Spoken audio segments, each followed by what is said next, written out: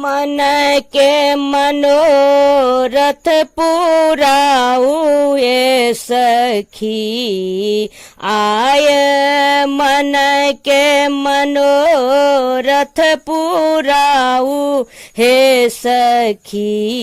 लक्ष्मी मैया के सांझ देखाबू हे सखी। लक्ष्मी मैया के सांझ देखाबू हे सखी। आय मन के मनोरथ पुराऊ हे सखी, आय मन के मनोरथ पुराऊ हे सखी। लक्ष्मी मैया के सांझ देखाऊ हे सखी। लक्ष्मी मैया के सांझ देखाऊ हे सखी। भर के थार में दीप सजाबू हे सखी। भर के थार में दीप सजाबू हे सखी। माँ के मोहनी रूप निहारू हे सखी। माँ के मोहनी रूप निहारू हे सखी।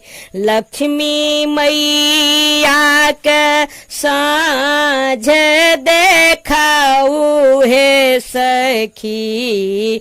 लक्ष्मी मैया के सांझ देखाऊ हे सखी।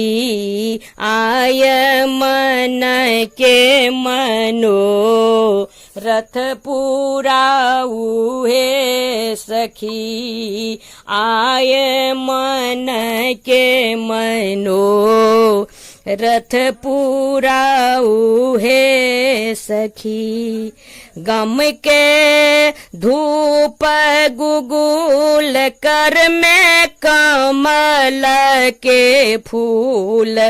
गम के धूप गुगुल कर में कमल के फूल। अड़हुल फूल के हार पहिराऊ हे सखी। अड़हुल फूल के हार पहिराऊ हे सखी।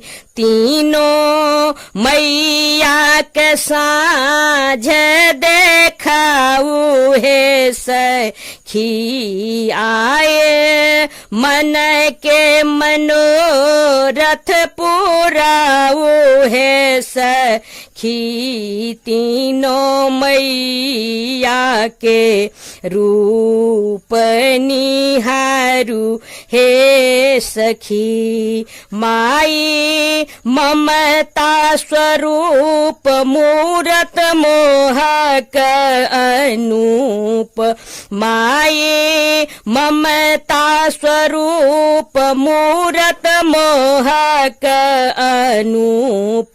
देखी माई के सूरती या जुड़ाऊ हे सखी।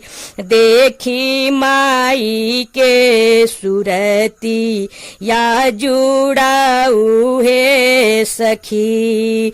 आय मन के मनोरथ पुराऊ हे सखी। आय मन के मनोरथ पुराऊ हे सखी। तीनों मैया के सांझ देखाऊ हे सखी। तीनों मैया के सांझ देखाऊ हे सखी। माता लक्ष्मी भवानी जननी जग कल्याणी। माता लक्ष्मी भवानी जननी जग कल्याणी। भक्त दुखड़ा माई के सुनाऊए सखी, सब दुखड़ा माई के सुनाऊए सखी। आए मन के मनोरथ पूराऊ है सखी। आए मन के मनोरथ पूराऊ है सखी। सब मैया के सांझ देखाऊ है सखी। लक्ष्मी मैया के सांझ देखाऊ है सखी।